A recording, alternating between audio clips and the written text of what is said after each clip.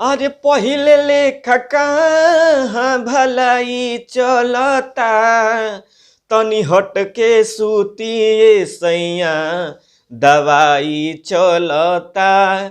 तनी हट के सुतिए सैया दवाई चलता।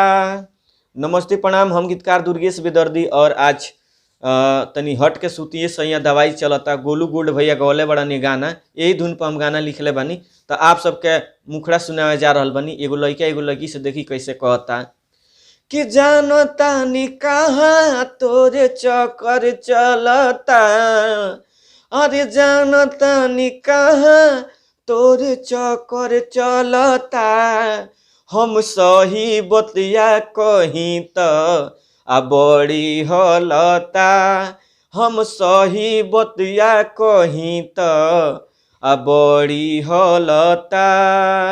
जोबन तोहार रोजे रोजे उहे मलता, जोबन तोहार रोजे रोजे उहे मलता।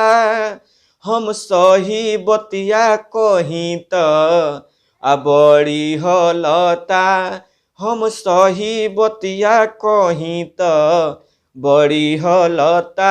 तो ई रहला मुखड़ा। अब आप सबके अंतरा सुनावे जा रहल बानी कि सब का के डांट तारू ओ करे के बाट तारू, कहला पकुछो गोरी इंग्लिश छाट तारू।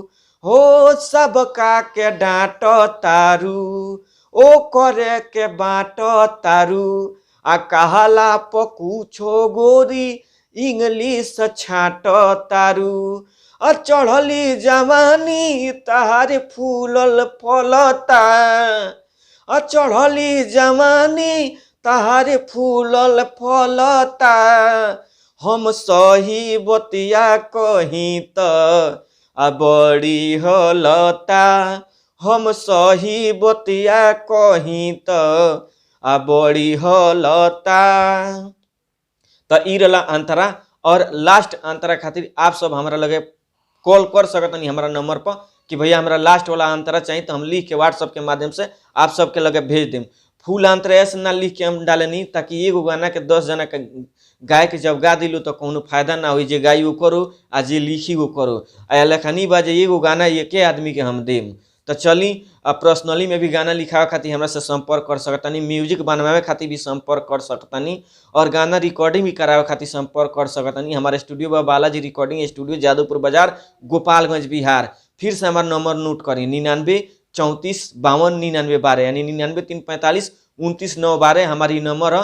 चाहे गाना लिखावे के होके, चाहे गाना रिकॉर्डिंग करावे के होके, चाहे म्यूजिक बनवावे के होके, और चाहे ऑडियो वीडियो जो भी कार्य करावे के हमसे संपर्क कर सकतनी।